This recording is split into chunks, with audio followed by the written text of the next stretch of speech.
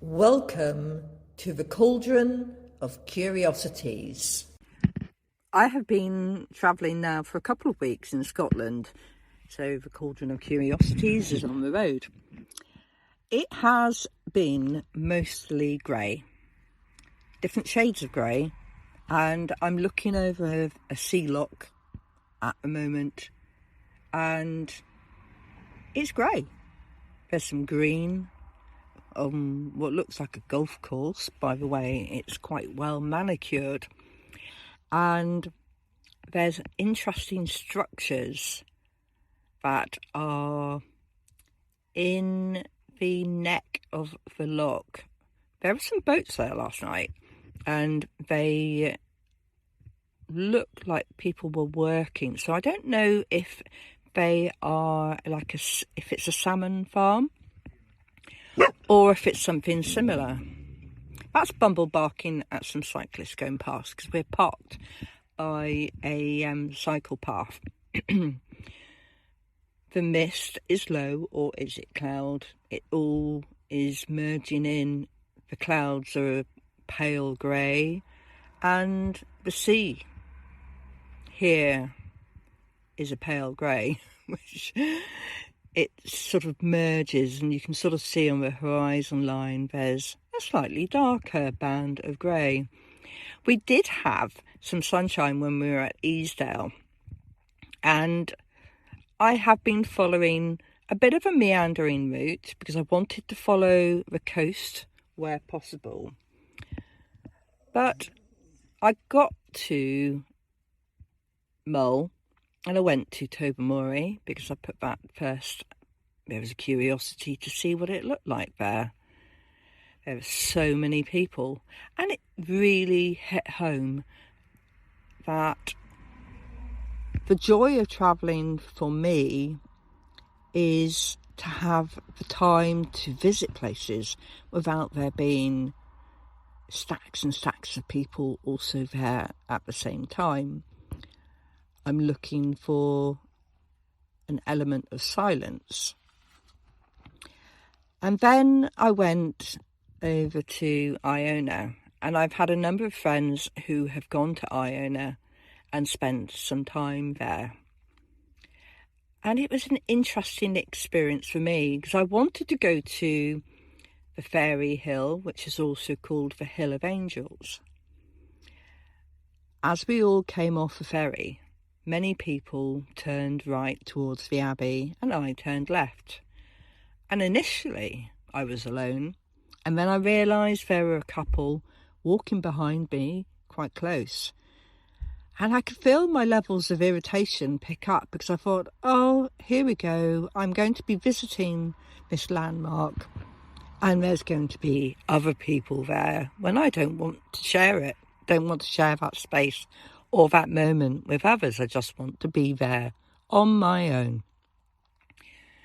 So I stopped and sniffed the roses, which smelt beautiful. There were dog roses in the hedge, and let them walk past. They actually turned off. They didn't head towards where I was going.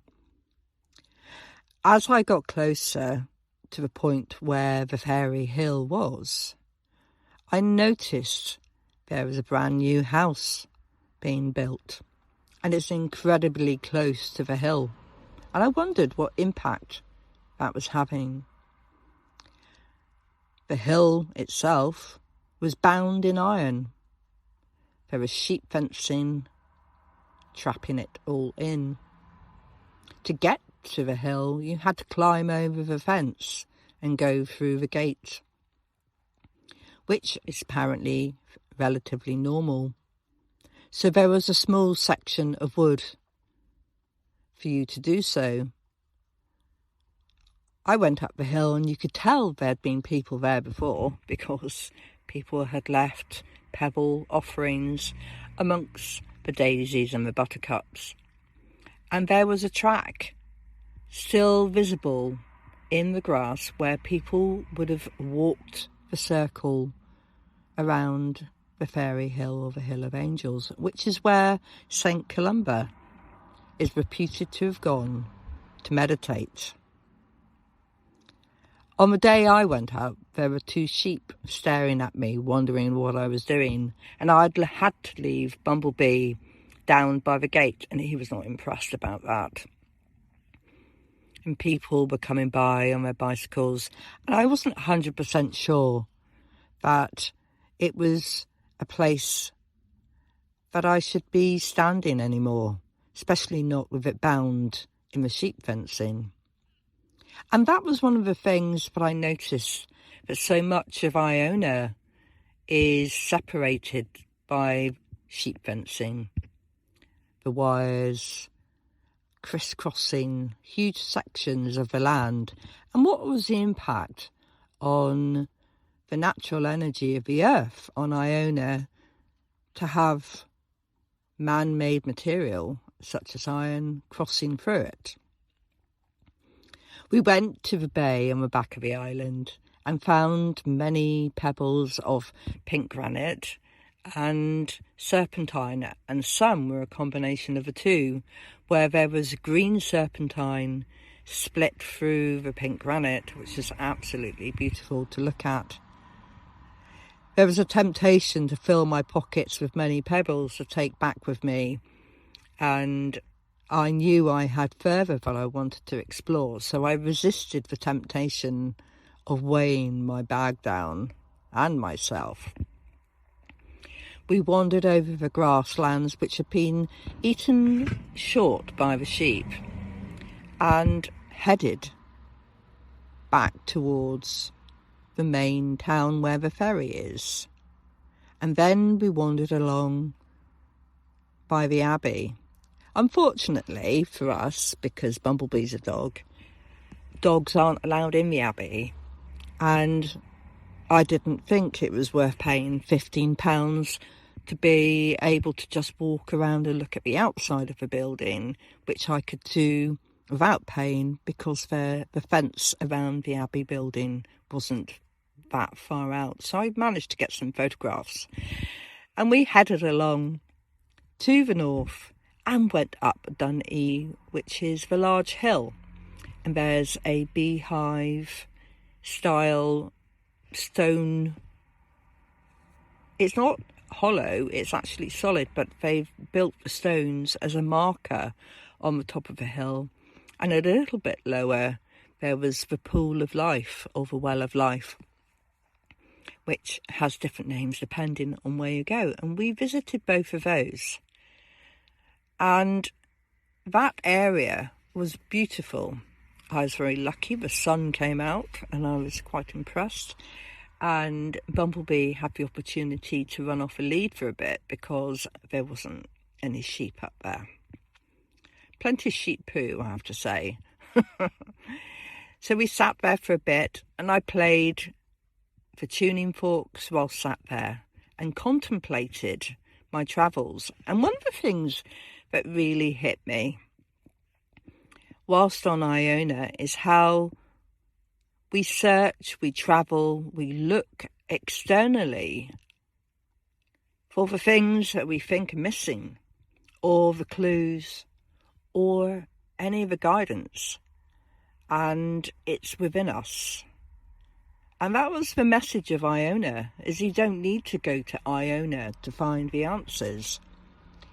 It might give you the opportunity to get a sense of peace, to get some quiet, but if there's a lot of tourists around, you're not going to get that quietness that you might be seeking. And is the quietness stopping the chatter of your own head, or the chatter where you're listening to other people? What is it you're seeking when you're seeking silence or away from other people? But it seems to be something that human beings have done, haven't they, for many, many years, is taking themselves away from others and having time to think without another voice coming in. And that means those moments of contemplation and meditation allow you to seek within yourself what it is that you're looking for. The other piece that I realised is how much I was using Google to look for answers. And what I decided to do was to stop listening to Google or looking at it. And it actually made it easier now that they keep giving you AI answers all the time, and they don't necessarily give you the range of options that it used to do. Is every time you pick up your phone and look up the question on Google, you're not allowing your brain to find the answer. And a lot of the time, we have come across that information before, and it will be filed somewhere in our head. And I just want you to think on that, about the amount of information that we will have come across, whether it's in a book, watching TV, maybe seeing a film, or listening to other people where they've given us that information. But what we tend to do in our impatience in wanting to have the answer right away is we pick up our phones and we look at it. And one of the things I considered is, okay, so what if I don't pick up my phone and look it up? What about if I stop and allow my brain to find the information? Or even pick up a notebook and write down what the question is and allow the information to come forward. It might be a little bit slower than we want it, because it might be filed quite deep, but it doesn't mean that it isn't there.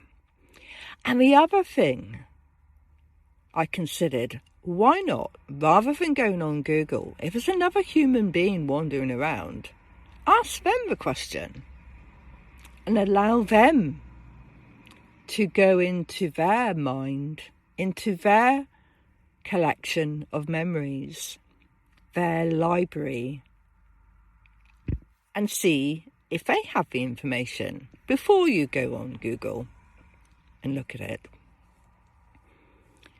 Because it made me think about the impact of Google on our brains. Because we're not allowing our brains to follow the pathways of the information.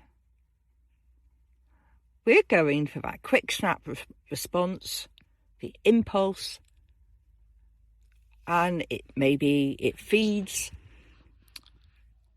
an adrenaline curve or serotonin levels, whatever part of you that it's kicking into. But it's stopping your brain from following the pathways of where your memories are. So if you're not following memories and you're not allowing your brain to keep those pathways open, what sort of damage is that doing to your brain and your ability to retrieve information?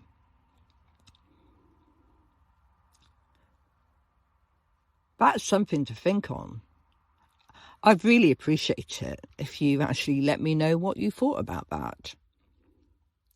So the more I travel, the more I spend time inward thinking, the less I find myself going on my phone. I often find myself walking, leaving my phone behind, which can be a shame if I miss a really good picture. But like last night, I wandered by the loch and the water was clear and I could see through to the rocks and the seaweed and various plants that were growing under the water. And it's absolutely beautiful. It was still, there were midges biting, but the beauty of wandering by the water overrode the annoyance of the midges, I have to say.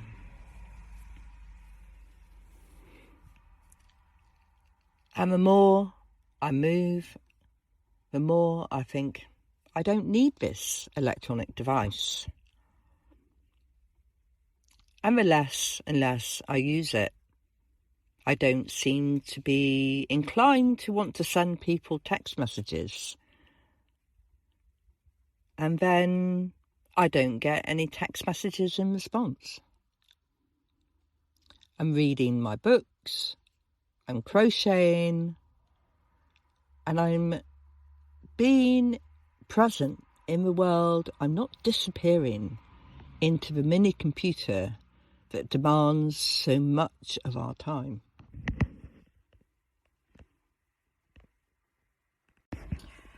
I can't believe that it's June already, and I've been thinking about the books that I've been reading. I did actually dip back into some Georgette Heyer short stories because I'm quite reliant on picking up second-hand books that catch my eye and then swap them back into the system, leaving them in campsites or maybe charity shops on my way round Scotland. And one of the books that I picked up in a charity shop that's in Craignure, near the ferry terminal, is The Travelling Cat Chronicles by Hiro Arakawa, and it's been translated. And it's got on the front that it's bewitching and comforting, and it is.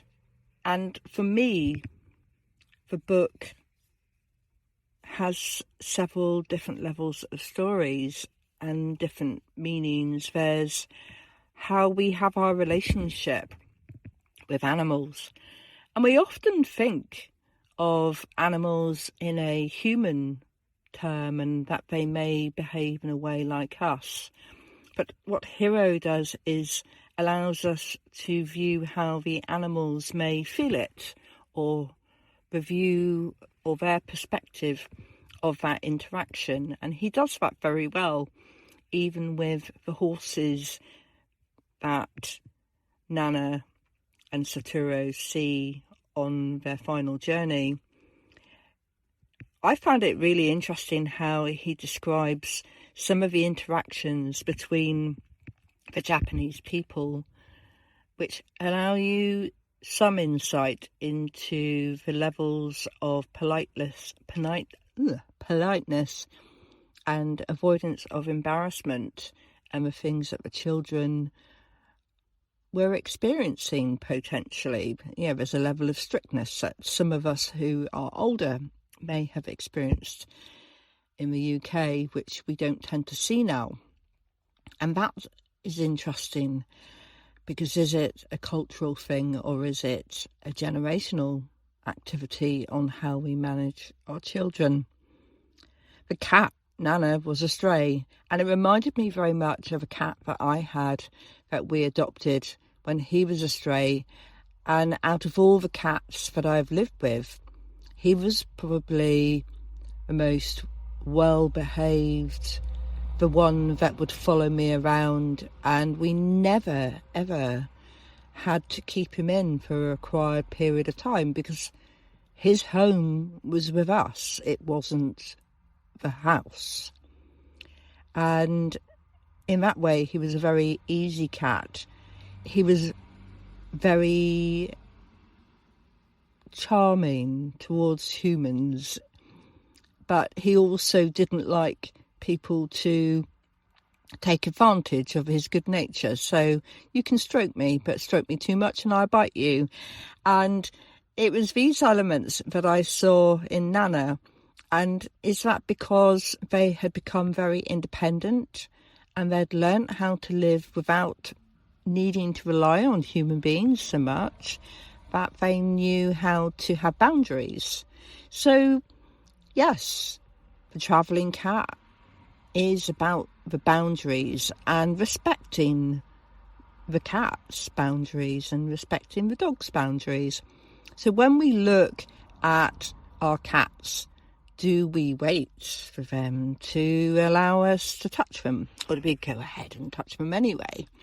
And that I've actually seen a couple of videos recently about boundaries and respect, and whether we should touch an animal before they say it's okay. And I think a lot of the time, as human beings, we don't, do we? We touch animals, we put our hands out, and if they don't move away, we often go in and touch. But do we follow any forms of etiquette?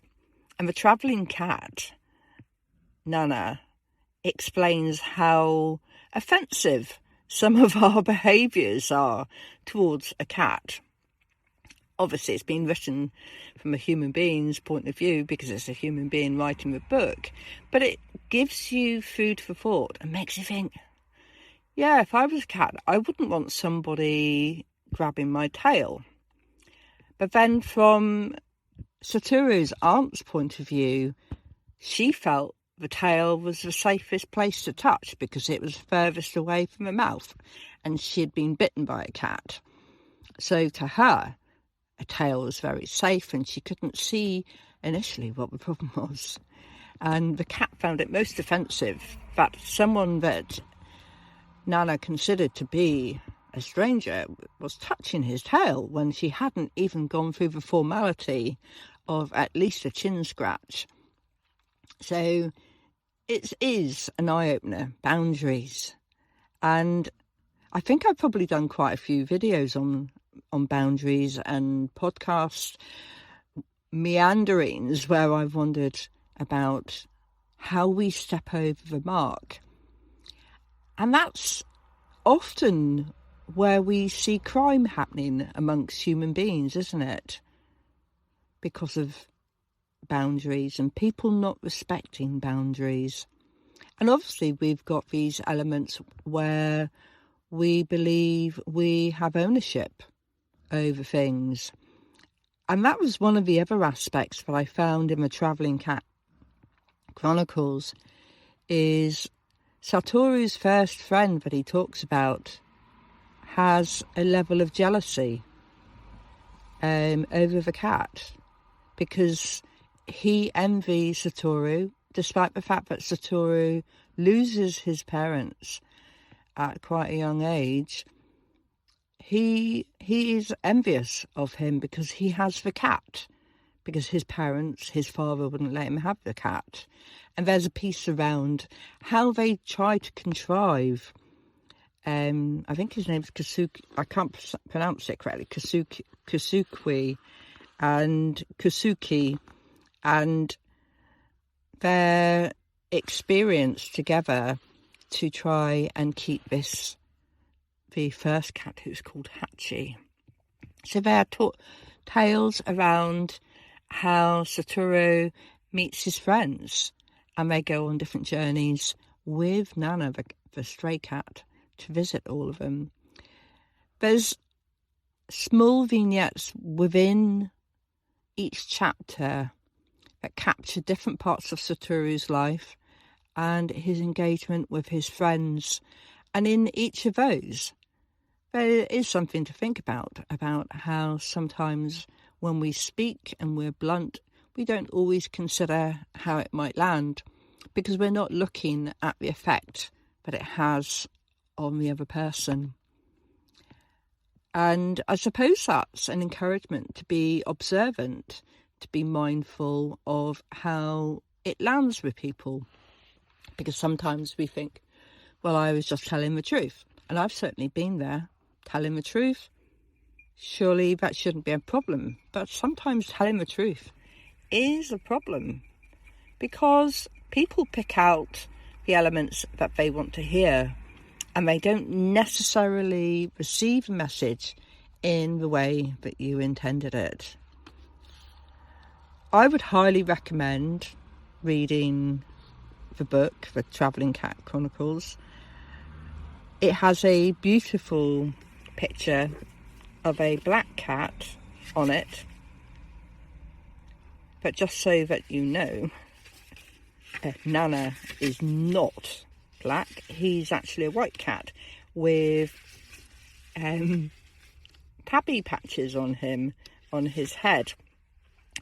And Hiro Arakawa explains that she found the original Chinese brush painting while researching images online, and the image on the front of the book is called Man in the World, and it's painted by Shuai Liu, a Chinese painter with cerebral palsy, whose work is supported by chillture.com, a studio of disabled artists. And it's got this wonderful image of a black cat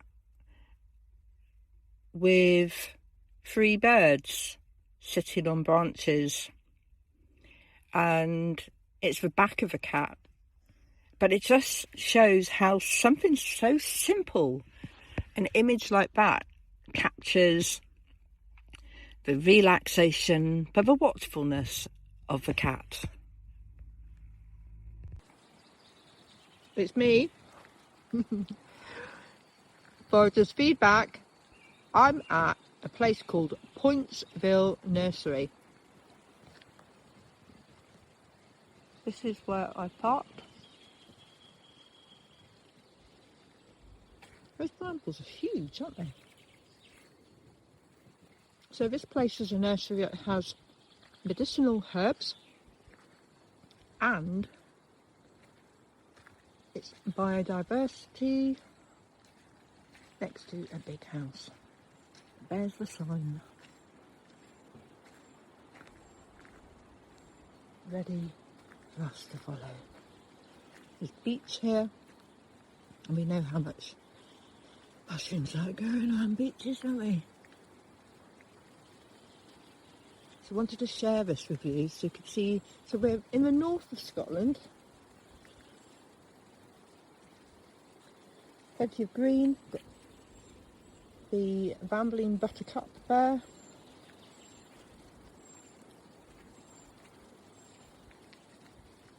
Beach.